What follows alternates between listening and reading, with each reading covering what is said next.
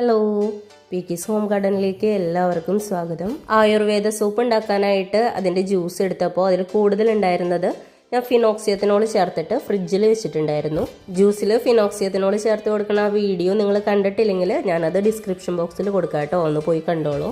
ഫ്രിഡ്ജിൽ സൂക്ഷിച്ചിട്ടുണ്ടായിരുന്ന ആ ജ്യൂസ് കൊണ്ട് ഇന്ന് ഫേസ് വാഷാണ് ഞാൻ നിങ്ങൾക്ക് ഉണ്ടാക്കി കാണിച്ചു തരുന്നത്.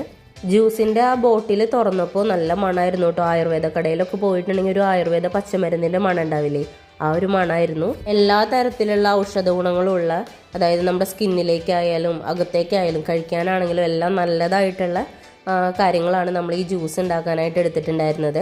അതൊക്കെ ഉപയോഗിച്ചിട്ടുണ്ടാക്കിയിട്ടുള്ള ഫേസ് വാഷാണ്. സ്കിന്നിനൊക്കെ നല്ലതായിരിക്കും കേട്ടോ. ഫേസ് വാഷ് ഇപ്പോൾ ഉണ്ടാക്കിയിട്ടേ ഉള്ളൂ, അതാണ് അതിന് മുകളിൽ ഇങ്ങനെ പതയൊക്കെ കാണുന്നത്. ഇതിന് 2-3 മണിക്കൂർ റെസ്റ്റ് ചെയ്യാനായിട്ട് വെക്കണം. അപ്പോൾ ഇതിലത്തെ പതയൊക്കെ മാറിയിട്ട് നല്ല ക്ലിയർ ആയിട്ട് കിട്ടും കേട്ടോ. ആയുർവേദ ഫേസ് വാഷിന്റെ വീഡിയോ എല്ലാവർക്കും ഇഷ്ടമായെങ്കിൽ ലൈക്ക് ചെയ്ത് സബ്സ്ക്രൈബ് ചെയ്യണം.